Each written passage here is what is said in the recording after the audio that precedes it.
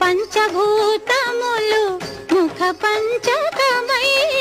ఆరు ఋతువులు ఆహార్యములై ప్రకృతి పార్వతి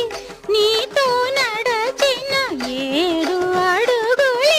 స్వరసప్తకమై సగమదని సగమద ని సగమదగద ససస నీగా మగస నిద మగస నీ దృక్కులే అటు అష్టదిక్కులై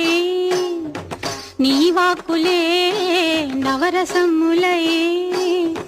తాపసమన్